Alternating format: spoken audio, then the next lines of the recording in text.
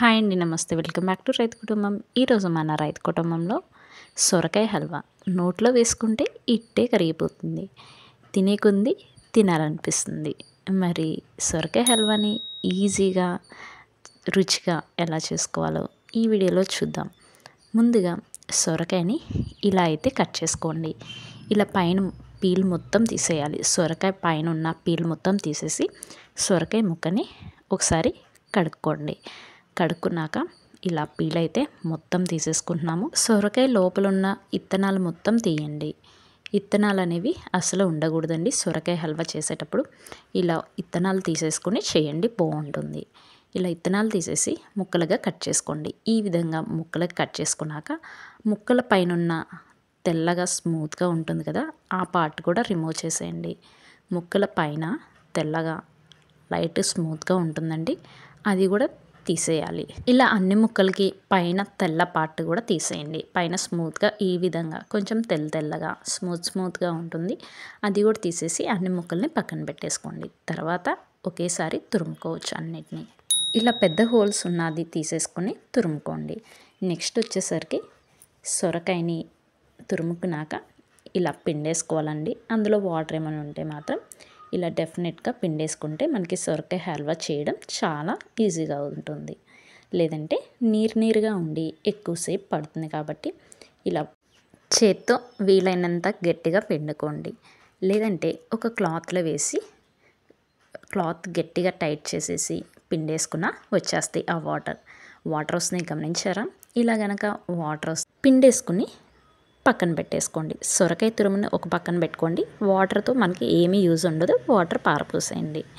ఇప్పుడు స్టవ్ మీద పాలని కాచుకుందాం. పాలు వచ్చేసరికి 4 కప్పుల సొరకాయ తురుముకి 2 కప్పుల దాకా పాలు పడతాయి. 4 కప్పుల సొరకాయ తురుముకి 2 కప్పుల దాకా పాలు పడతాయి. ఇలా పాలను తీసేసుకుని వాటిని 3-4 సార్లు 3-4 టైమ్స్ ఇలా పొంగు రానివ్వండి. ఇలా 3 సార్లు పొంగొచ్చినాక పాలని ఆఫ్ చేసేసుకోండి. ఇట్లా 3-4 టైమ్స్ పొంగు రావడం వల్ల పాలు మంచిగా టేస్ట్గా ఉంటుంది సొరకాయల్లో పాలు కలిపినప్పుడు. సో ఈ విధంగా చేయండి. నెక్స్ట్ సొరకాయని అయితే తురుముకున్నాము, అలానే ఇందులో వాటర్ మొత్తం పిండేసాము. వాటర్ ఏమన్నా వస్తాయేమోనని మరొకసారి పిండుకుంటున్నాను, ఏమీ రాలేదు. వాటర్ మొత్తం పూర్తిగా పోయినాయి. ఇప్పుడు స్టవ్ మీద బాండి పెట్టేసి 2 టేబుల్ స్పూన్స్ నెయ్యి వేసుకోండి. నెయ్యి కాస్త కాగినాక కట్ చేసి అట్టు పెట్టుకున్న డ్రై ఫ్రూట్స్ కూడా యాడ్ చేసుకుందాము. బాదం పప్పు, అలానే జీడిపప్పు, కిస్మిస్ ఉంటే అవి కూడా యాడ్ చేసుకోవచ్చు. బట్ నేనైతే వేయలేదు. బాదం పప్పు, జీడిపప్పు వరకే వేసుకున్నాను. ఇలా కట్ చేసుకుని యాడ్ చేసుకోండి. నేతిలో వీటిని మంచిగా వేయించుకోండి. మాడకుండా ఈవెన్గా ఫ్రై చేసుకోవాలి. ఇవైతే మంచిగా ఫ్రై చేసేసుకున్నాము. చక్కగా వేగిపోయినాయండి, మాడకుండా ఈవెన్గా అన్నీ మంచిగా ఫ్రై అయినాయి. వీటిని ఒక ప్లేట్లోకి ట్రాన్స్ఫర్ చేసేసుకోండి. వీటన్నిటిని ఒక ప్లేట్లోకి ఇప్పుడు ట్రాన్స్ఫర్ చేసేసుకుందాం. అదే బాండీలో మళ్ళీ కొంచెం నెయ్యి వేసుకోండి. మళ్ళీ కొంచెం గీ యాడ్ చేసుకోండి. ఒక 2 టేబుల్ స్పూన్స్ గీ అయితే సరిపోతుంది. ఇప్పుడు సొరకాయ తురుమును కూడా ఇలా యాడ్ చేసేసుకోండి.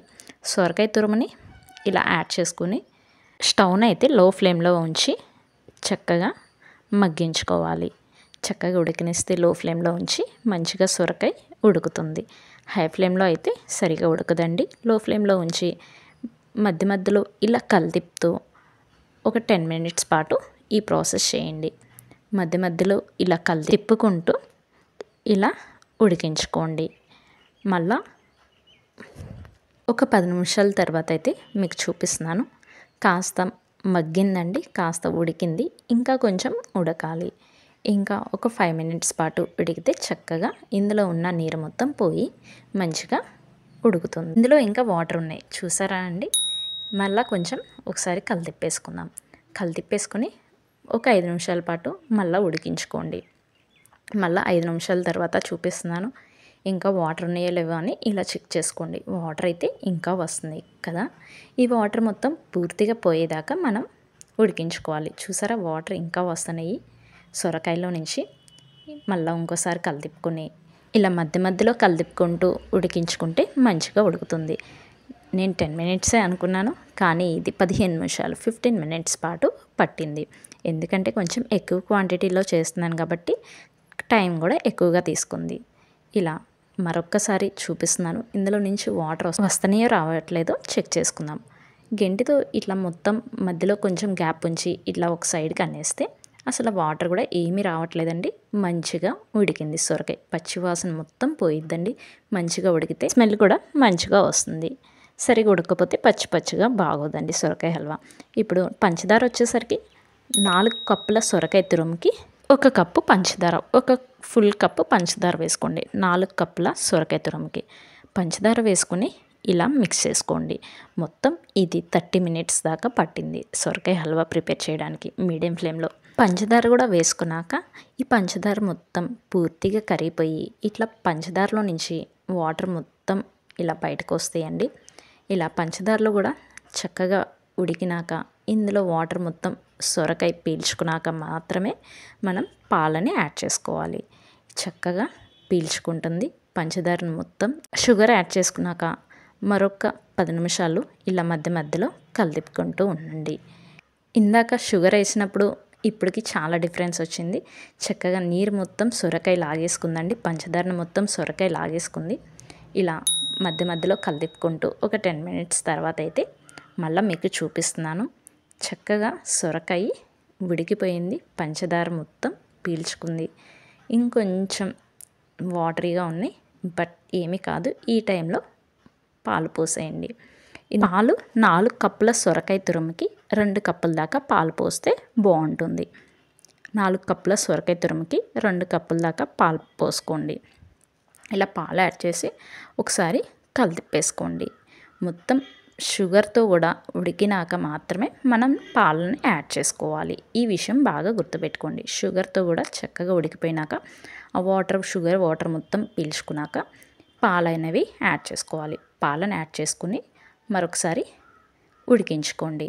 ఇలా పాలను యాడ్ చేసుకున్నాక ఒక 5 మినిట్స్ 5 నిమిషాల పాటు ఉడికించుకుంటే సరిపోతుంది. అంతమించి ఎక్కువగా కూడా అవసరం లేదు. ఇలా పాలను యాడ్ చేసుకున్నాక మధ్య మధ్యలో కలిపుకుంటూ ఒక 5 మినిట్స్ పాటు ఉడికించుకుంటే సొరకాయ హల్వా రెడీ. ఇలా చక్కగా పాలతో కూడా ఉడికిపోతుంది. మరీ నీరుగా ఉన్నప్పుడు మాత్రం ఆఫ్ చేయకండి. కాస్త హల్వా లాగా కన్సిస్టెన్సీ రావాలి కాబట్టి ఇంకొంచెం దగ్గరికి పడనివ్వండి. పాలు యాడ్ చేసుకున్నాక చక్కగా దగ్గరికి పడింది చాలా వరకు. ఈ టైంలో మనం ఇప్పుడు ఇలాచీ పౌడర్, యాలకుల పొడి కూడా యాడ్ చేసుకుందాము. యాలకుల పొడి కూడా యాడ్ చేసేసుకుందాం. చక్కగా మంచి స్మెల్ వస్తుందండి. ఒకసారి మిక్స్ చేసేసుకుందాం. చాలా వరకు దగ్గరికి పడిపోయింది. ఈ టైంలో కలర్ యాడ్ చేసుకోండి. కాస్త ఫుడ్ కలర్ యాడ్ చేసుకుంటే సరిపోతుంది. మీ దగ్గర ఏ కలర్ అవైలబుల్లో ఉంటే అది వేసుకోండి, లేదంటే స్కిప్ చేసేయచ్చు. గ్రీన్ కలర్ అయితే బాగుంటుందండి, బట్ నా దగ్గర అది లేక ఆరెంజ్ కలర్ వేసుకున్నాను. కలర్ యాడ్ చేసి మరొకసారి కలర్ మొత్తం మిక్స్ అయ్యేటట్టు ఒకసారి కలిపేసుకోండి. ఇప్పుడు ఇందాక ఫ్రై చేసి పెట్టిన డ్రై ఫ్రూట్స్ కూడా యాడ్ చేసుకోండి. మరీ నీరుగా లేకుండా ఈ టైంలో స్టవ్ ఆఫ్ చేసేసుకోండి. చక్కగా దగ్గరికి పడిపోయినాక మాత్రమే స్టవ్ ఆఫ్ చేసుకుంటే బాగుంటుంది. లేదంటే వాటరీగా ఉండి అంత బాగోదు. కాబట్టి ఈ టైంలో ఉన్నప్పుడు ఆఫ్ చేసేసుకొని ఒకసారి కలిపేసుకోండి. డ్రై ఫ్రూట్స్ వేసేసుకున్నాము. ఇలా కలిపేసుకొని లాస్ట్లో స్టవ్ ఆఫ్ చేసేసుకున్నాక నెయ్యి యాడ్ చేసుకోండి. వేడి మీదే 1 స్పూన్ నెయ్యి యాడ్ చేసుకొని ఒకసారి మిక్స్ చేసేసుకోండి. ఇలా నెయ్యి వేయడం వల్ల లాస్ట్లో బాగుంటుంది స్మెల్. నెయ్యి స్మెల్ ఇంకా ఎక్కువగా వస్తుంది. చాలా బాగుంటుంది తినేటప్పుడు. సో సొరకాయ హల్వా రెడీ అయిపోయింది. మీకు కూడా సొరకాయ హల్వా చూస్తుంటే తినాలనిపిస్తుందా? వెంటనే ట్రై చేయండి. ఇది సొరకాయ హల్వా స్టోర్ కూడా ఉంటుంది, నిల్వ ఉంటుందండి. 1 వీక్ పాటు ఫ్రిడ్జ్లో పెట్టుకుని తింటే ఏం పాడవదండి. 1 వీక్ మాత్రం కంపల్సరీ స్టోర్ ఉంటుంది, నిల్వ ఉంటుంది. మీరు కూడా వెంటనే ఈ సొరకాయ హల్వాని ట్రై చేయండి. ట్రై చేసి ఎలా వచ్చిందో నా కామెంట్ సెక్షన్లో పెట్టండి. వీడియో కనుక నచ్చినట్టయితే మీ ఫ్రెండ్స్కి, రిలేటివ్స్కి షేర్ చేయండి. మన ఛానల్ని తప్పకుండా సబ్స్క్రైబ్ చేసుకోండి. Thank you for watching.